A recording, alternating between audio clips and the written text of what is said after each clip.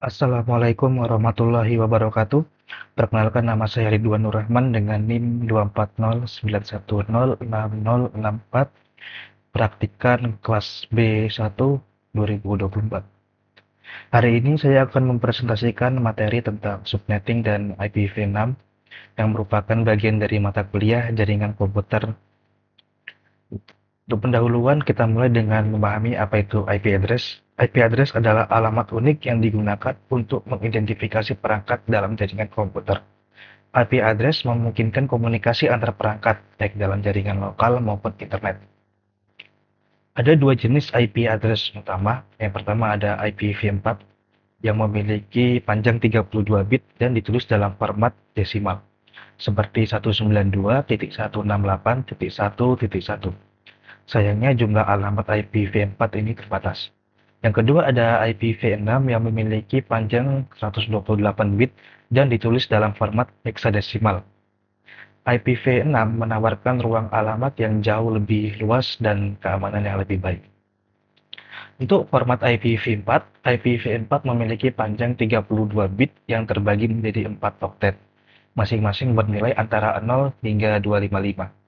Contohnya adalah 192.168.0.7 atau 10.0.0.3. IPv4 juga dibagi dalam beberapa kelas.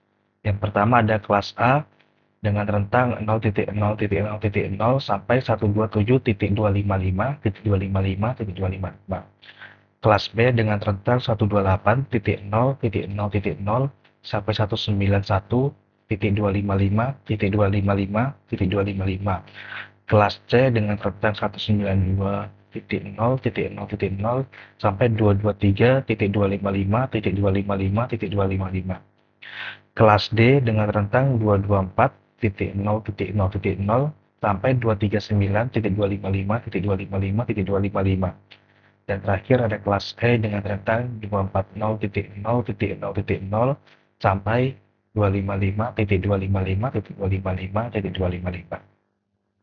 Selanjutnya ada netmask dan CIDR.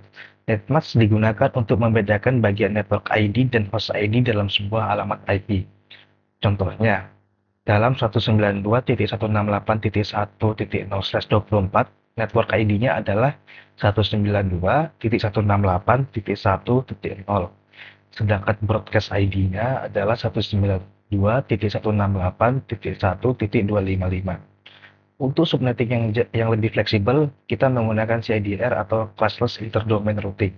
Misalnya 192.168.1.10/24 berarti netmasknya adalah 255.255.255.0 yang menunjukkan bahwa 24 bit pertama digunakan untuk network ID.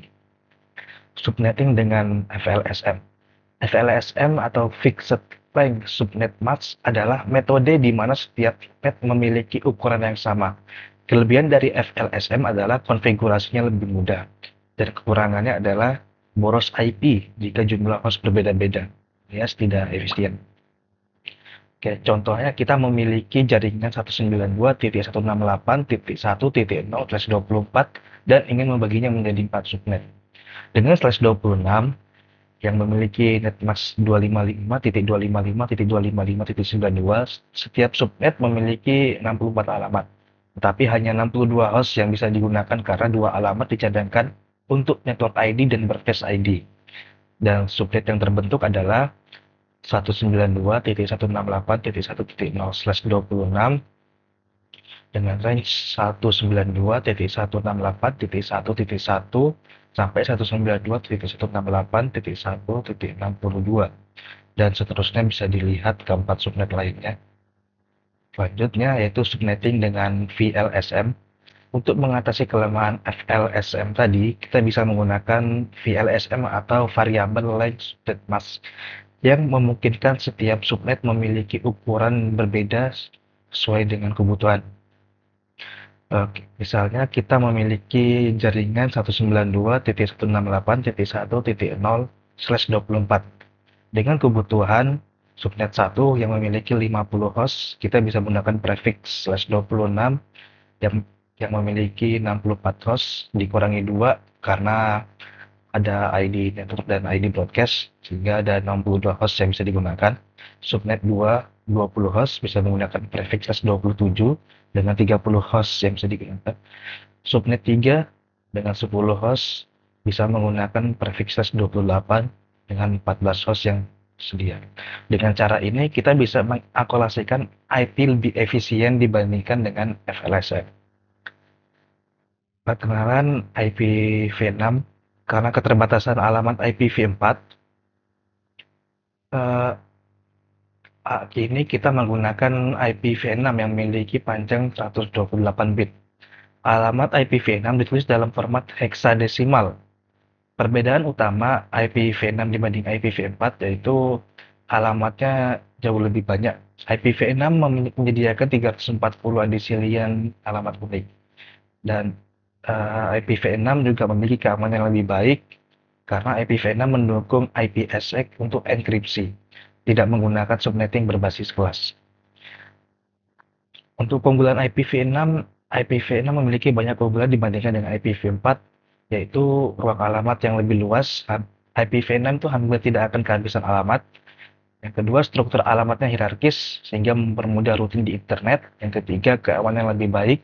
Semua komunikasi bisa dienkripsi dengan IPsec.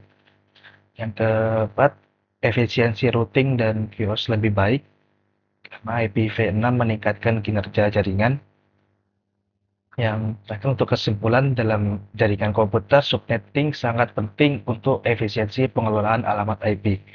FLSM digunakan jika semua subnet memiliki ukuran yang sama. VLSM digunakan agar lokasi IP lebih hemat.